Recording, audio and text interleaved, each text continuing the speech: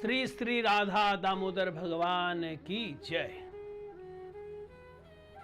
बड़ा सौभाग्य हमारा कि गुरु महाराज जी की कृपा से, गुरु वर्गों के अनुग्रह से, भगवान श्री राधा दामोदर जी की अनुकंपा से हमें उनका जो एक मास चलने वाला जो दामोदर व्रत, कार्तिक व्रत, ये पालन करने का सौभाग्य मिल रहा है।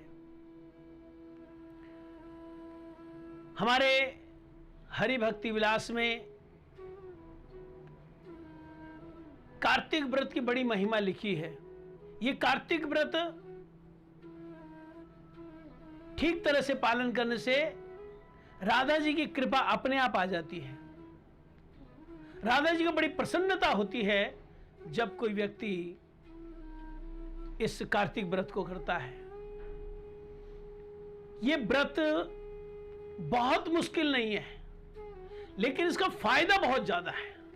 बहुत मुश्किल इसलिए नहीं है कि इसमें कोई ऐसा नियम नहीं है कि आपने सारा दिन कुछ नहीं खाना, या एक टाइम खाना है, या सिर्फ पानी पानी पीना है, या सिर्फ फल ही फल खाना है। इसमें ऐसा कोई नियम नहीं है। इसमें मुख्य नियम है कि आपने अपनी दिनचर्या का अधिक से अधिक समय भगवान श्री राधा दामोदर जी की सेवा में डिवोट करना है। भगवान श्री राधा दामोदर जी की विभिन्न लीलाओं को स्मरण करना है, उनका मतलब कीर्तन करना है, आपने उसको बोलना है। यह मुख्य नियम है। बाकी इस व्रत को नियम सेवा व्रत भी कहते हैं, यानी कि हमको एक नियम से अपनी जिंदगी को ढालना है। मुख्य नियम क्या है? क्योंकि ये दामोदर महीना है, इसलिए दामोदर अष्टकम का रोज आपने कीर्तन करना होगा।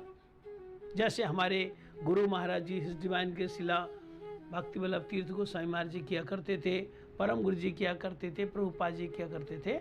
दामोदर अष्टकम का एक महीना रोज जो है सुबह के टाइम करें तो बहुत अच्छा है, नहीं तो जब आपको समय मिले तब करें। दूसरी बात,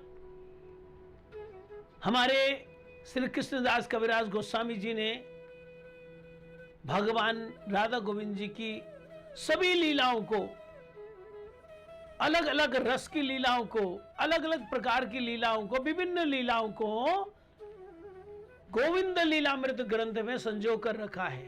बड़ा दिव्य ग्रंथ है। तो भगवान की जो सुबह से और अगली सुबह तक की जो लीलाएं हैं, उनमें से कुछ चुनिंदा लीला लेकर हमारे श्री भक्ति विनोद ठाकुर जी ने सिस्टम बनाया कि आप इन लीलाओं का स्मरण करें। स्मरण करने से यह होगा कि मतलब हमारे दिमाग में कॉन्सेप्ट बनेगा कि मेरी जिंदगी का मकसद क्या है, या मेरी साधना का मकसद क्या है। क्योंकि जब आप इस कार्तिक व्रत में भगवान की सुबह की, दोपहर की, शाम की, रात की विभिन्न लीलाओं को गाएंगे, सोचेंगे, पढ़ेंगे, तो इसका दिमाग में बहुत असर होता है। जो बातें हम सुनते हैं, जो बातें हम पढ़ते हैं, जो बातें हम बोलते हैं, चर्चा करते हैं, वो बातें हमारे दिमाग में, दिल में घर कर जाती हैं।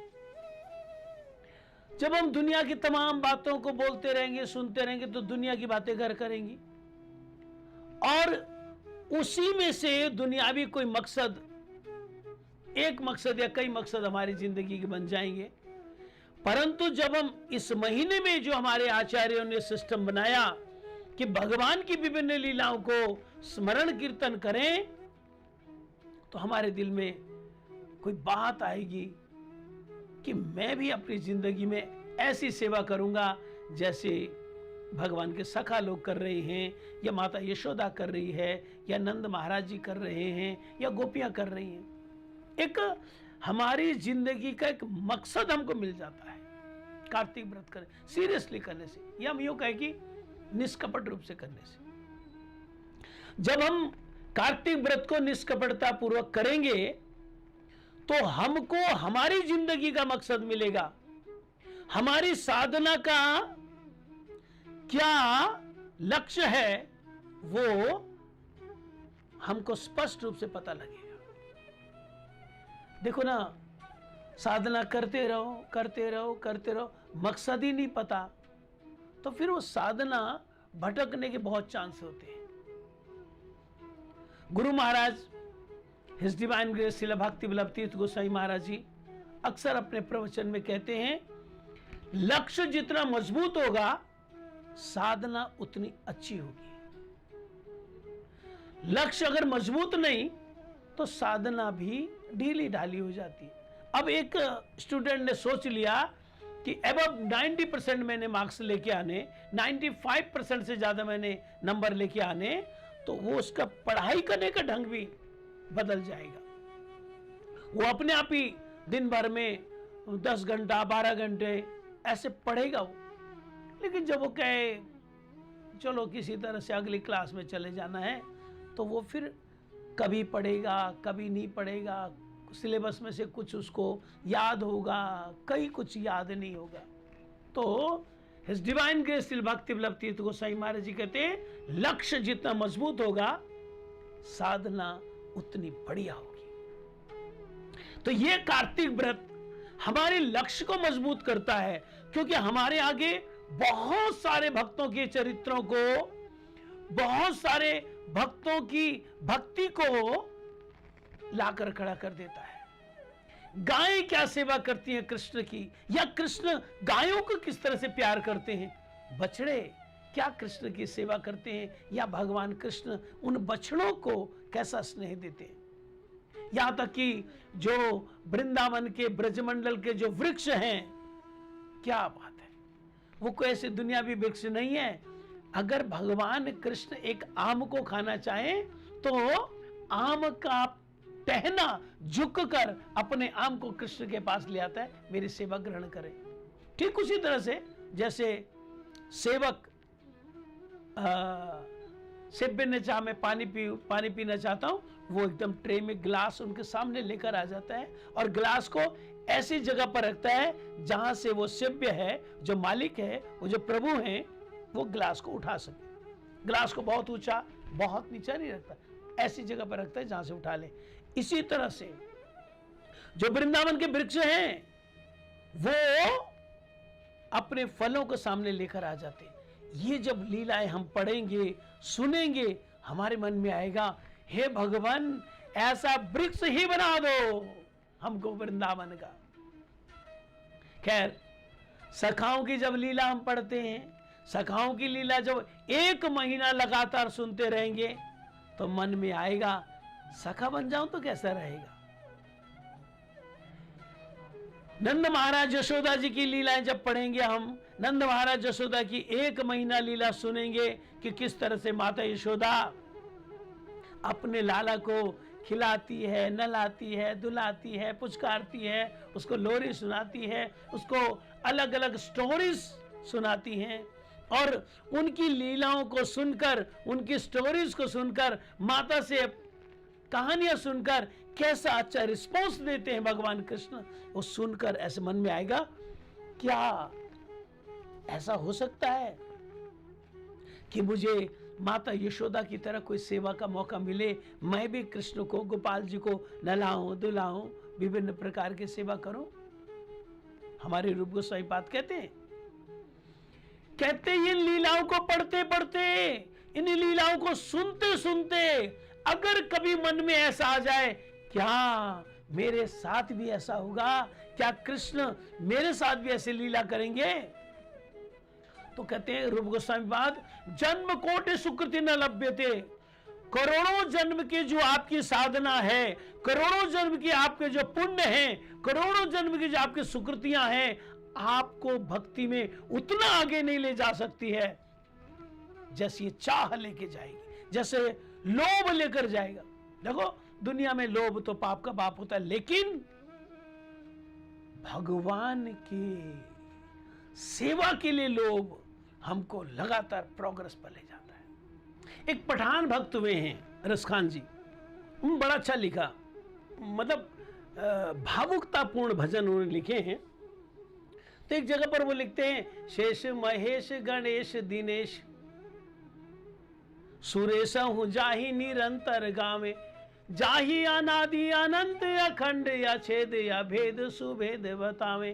कहते शेष माने शेषनाग जी, जिनके ऊपर विष्णु भगवान शयन करते, महेश माने शिव जी महाराज, गणेश जी महाराज, दिनेश माने सूर्य देव, सुरेश माने इंद्र। ये कहते बड़े बड़े देवता जिन भगवान की स्तुति इस प्रकार से कहते हैं कि आप अनादि हो, अनंत हो, अखंड हो, आपका भेद कोई नहीं पा सकता, इस तरह जिनकी स्तुति करते हैं, कहते वो भगवान कृष्ण जब गोपियों के पास होते हैं तो गोपियां क्या करती हैं? बोलो शेष महेश गणेश दिनेश सुरेश हूं जाहि निरंतर गावे, जाहि अनादि अनंत अखंड या छेद या भेद सुभेद बतावे, ताहि अहीर की चौहरियां छचिया पर छाछ पे नाच नचावे। और रसखान जी कहते वो जो भगवान अछेद अभेद सुभेद वाले भगवान, अनंत अखंड अविनाशी जो भगवान हैं, कहते जब गोपियों के पास रहते तो कैसे प्रेम की वशीभूत है। बोले छचिया भर छाछ, एक गिलास लस्सी, एक गिलास लस्सी गोपियां दिखाती, देख लाला तेरे को ये लस्सी पिलाऊंगी, ये तेरे को छाछ पिलाऊंगी, तो डांस करके दिखा, नृत्य करके दिखा। और भगवान कृष्ण जो सर्वेश्वर है, परमेश्वर है, अनंत ब्रह्मांडों के जो मालिक हैं, अनंत वैकुंठों के जो मालिक हैं, जिनके घर पर 9 लाख गाय बंधी हुई, नंद महाराज की 9 लाख गाय थी, वो जिनके घर में 9 लाख गाय, कितना दूध, कितना दही, कितनी लस्सी होगी, लेकिन वो गोपियों का जो प्रेम है, उस प्रेम को रखने के लिए छचिया भर छाछ पे नाच नचा, भगवान नृत्य करके दिखाते और एक छाछ, एक गिलास वो छाछ लेते। मतलब ये जब लीलाएं हम इस कार्तिक मास में 1 महीने पढ़ेंगे, सुनेंगे, मन में आएगा इतनी क्लोजनेस भगवान से गोपियों की। तो फिर याद आएगा कि महाप्रभु जी ने जो हमको ये हरे कृष्ण महामंत्र दिया है, महाप्रभु जी जो हमको साधना बताई है, ये तो गोपियों की स्थिति तक ले जाती है, ये वाली स्थिति जहां पर छचिया बर छाछ पे नाच नचावे, ऐसा स्थिति आए। माने ये कार्तिक मास हमको जीने का एक मकसद दे देता है, हमको हमारी साधना का लक्ष्य बताता है। हमारे पूर्वाचार्य श्रील भक्ति विनोद ठाकुर, जिनको भगवान श्री कृष्ण ने स्पेशली इस जगत में भेजा गोलोक धाम से, कि जो भक्ति, शुद्ध भक्ति लुप्त सी हो रही है, तुम उसको पुनः प्रकाशित करो। ये जो भक्ति गंगा जो लुप्त हो रही है, इसको गंगा को प्रकाशित करो। इसलिए हमारे भक्ति विनोद ठाकुर को शुद्ध भक्ति गंगा का भगीरथ भी कहा जाता है। उन्होंने सिस्टम बना के हमको दिया कि भगवान की लीलाओं का स्मरण चैतन्य महाप्रभु के शिक्षाष्टक के साथ करना है। जैसे प्रथम याम कीर्तन प्रातः काल मंगल आरती से पहले लगभग 4:30-5 बजे जब किया जाता है, उसके साथ पहला शिक्षाष्टक का श्लोक याद किया जाता है, उसकी अर्थ, उसकी व्याख्या स्मरण की जाती है। जब मंगल आरती के बाद दूसरा याम कीर्तन लगभग 6:30 के आसपास किया जाता है, सुबह की भगवान की क्या क्या लीलाएं, उसके साथ दूसरा शिक्षाष्टक का श्लोक याद किया जाता है। इसी तरह भगवान जब गोचारण को जाते हैं, गैया बछड़ाओं को लेकर जाते हैं, तीसरा याम कीर्तन जब होता है, तो तीसरे याम कीर्तन में चैतन्य महाप्रभु का शिक्षाष्टक का तीसरा श्लोक, कि अगर शुद्ध रूप से हरिनाम करना है तो क्या क्या क्वालिटीज आपके अंदर होनी चाहिए, क्वालिफिकेशन क्या है उस साधक की जो शुद्ध हरिनाम करता है। शाम के टाइम में जब चौथा याम कीर्तन याद किया जाता है, जिसमें भगवान कृष्ण अपने मधुर रस के भक्तों के साथ राधा कुंड में हैं।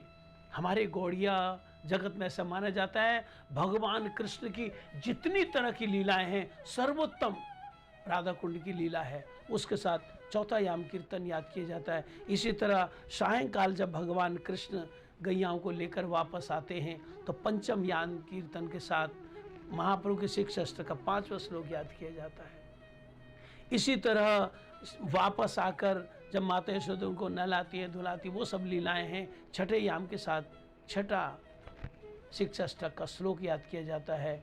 और रात्रिकालीन लीला में 7वें 8वें याम कीर्तन में भगवान चैतन्य महाप्रभु के मुखारविंद से निकला हुआ शिक्षा अष्टक का 7वां और 8वां श्लोक। और कई बोले मेरे तो संस्कृत समझ में नहीं आती, इसलिए हमारे भक्तिविनोद ठाकुर जी ने हर एक शिक्षा अष्टक के श्लोक का बड़ा सुंदर भावानुवाद किया है भजन के रूप में, ताकि गाते गाते हमको चैतन्य महाप्रभु की शिक्षा याद आ जाए और वो भगवान की लीलाओं का स्मरण जो कृष्णदास कविराज गोस्वामी जी ने गोविंद लीलामृत संस्कृत में लिखा, भक्तिविनोद ठाकुर ने उसको इजी बनाने के लिए उस पर भजन लिख डाले।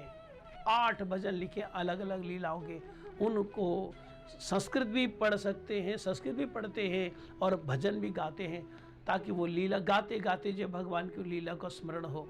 तो कार्तिक व्रत 1 महीने तक चलने वाला व्रत है, बहुत आसान है और बड़ा फलदायक है। आज 27 अक्टूबर से ये कार्तिक व्रत शुरू हो रहा है और ये 26 नवंबर को, जिस दिन हमारे अखिल भारतीय श्री चैतन्य गौड़ीय मठ के जो संस्थापक हैं हिज डिवाइन ग्रेस शिला भक्ति दयित माधव गोसाई महाराज, उनके एपिनियंस डे को सेलिब्रेट करेंगे हम। उसी सेलिब्रेशन के साथ इस कार्तिक व्रत का समापन होगा। और बड़ा गूढ़ रहस्य है कि जिस दिन गौर किशोर बाबा जी महाराज जी निर्याण लीला कर रहे हैं, उसी दिन हमारे परम गुरु महाराज जी आगमन की लीला कर रहे हैं। तो ये सारा कुछ रसास्वादन कार्तिक व्रत में है। तो इसमें नियम बनाने पड़ेंगे आपको। आपने कितनी हरिनाम की संख्या रोज करनी है, कौन कौन सी स्तुतियां करनी है। ये जो भागवत पाठ होता है, हमारे लाइव टेलीकास्ट में भी भागवत पाठ आएगा, आपको रोज मिलेगा। 8 बजे से 9 बजे तक भागवत की कथा और क्वेश्चन आंसर्स वगैरह उसमें होंगे। श्रीमद् भागवत से जो 8वां स्कंद है, उससे गज और ग्रह का जो प्रसंग है, वो हमारे पूर्वाचार्य गुरु जी परम गुरु जी करते आए हैं। उसी परंपरा को आगे चलाते हुए, उनके पद चिन्हों पर चलते हुए हम गजेंद्र मोक्ष का पाठ ये करेंगे रात्रिकालीन सभा में। आप अगर जहाँ पर भी गौड़ीय मठ के सेंटर से हैं, वहाँ पर ये भागवत पाठ होगा। अगर वहाँ जा सकते हैं बहुत अच्छी बात है, नहीं जा सकते तो ये आत्मा का जो टॉनिक फेसबुक पर है, इस पर आप इसको सुन सकते हैं। रोज़ 8 बजे से लेकर 9 बजे तक ये रोज़ इसका भागवत पाठ आएगा। अच्छा, एक और बात है, इस कार्तिक व्रत को दामोदर व्रत कहते हैं। इस कार्तिक व्रत को दामोदर व्रत इसलिए कहते हैं क्योंकि ये वही महीना है जिस महीने में भगवान श्री कृष्ण को माता यशोदा ने ओखली से बांधा था। एक ओखली है और भगवान कृष्ण ने और रस्सी से बांध दिया था उनके पेट में। संस्कृत जिन्होंने पढ़ी है या हिंदी पढ़ी है, हिंदी में एक समास होता है बहुब्रीहि समास, है ना। दाम है उदर में, जिसके अर्थात दामोदर, दामन रस्सी, जिनके पेट में माता यशोदा ने रस्सी बांधी थी। तो ये वही महीना है जहां पर भगवान कृष्ण माता यशोदा के प्रेम में बंध गए थे, उस प्रेम रूपी रज्जु में बस गए थे। ये वो महीना है। हमारे भी भगवान प्रेम में रस जाएंगे, बस जाएंगे, अगर हम इस महीने के व्रत को ठीक से करें। इसके अलावा इस महीने में बहुत कुछ होता है। भगवान श्री राम 14 वर्ष के वनवास के बाद अयोध्या वापस आते हैं। सारे ब्रजवासियों की इच्छा को पूरा करने के लिए कि ब्रजवासियों के मन में है कि लगातार कृष्ण का दर्शन करें, भगवान गिरिराज धारण करते हैं और गिरिराज धारण करके 7 दिन 7 रात गिरिराज को धारण करके रखते हैं और सारे ब्रजवासी कृष्ण का निरंतर दर्शन करते रहते हैं। तो ये बड़ा महत्वपूर्ण महीना है। अपने मन में संकल्प कीजिए, आपने इस व्रत को बहुत अच्छी तरह से करना है और उस संकल्प के लिए गुरुदेव से, परम गुरुदेव से, भगवान से प्रार्थना करें, हे प्रभु, हे गुरुदेव, मुझ पर ऐसी कृपा करें जैसे मैं आपके इस व्रत को कर सकूं और आपका आशीर्वाद ले सकूं, आपकी सेवा में आगे बढ़ सकूं। आप सभी के लिए एक और खुशखबरी है कि ये जो कार्तिक व्रत चलेगा, इसमें जो भजन होते हैं या जो श्लोक उच्चारण होते हैं या जो लीलाओं का या चैतन्य महाप्रभु के शिक्षा अष्टक के जिन जिन शिक्षाओं का स्मरण कीर्तन बहुत ज़रूरी है, आप ये जो आत्मा का टॉनिक है, इस आत्मा के टॉनिक शीर्षक से YouTube पर आप रोज़ थोड़ा थोड़ा उसका रसास्वादन कर सकते हैं। रोज़ रसास्वादन करते करते आपके मन में आएगा, मुझे तीव्रता से भजन करना है, आपका भजन बहुत अच्छा चलेगा। श्री श्री राधा दामोदर भगवान की जय।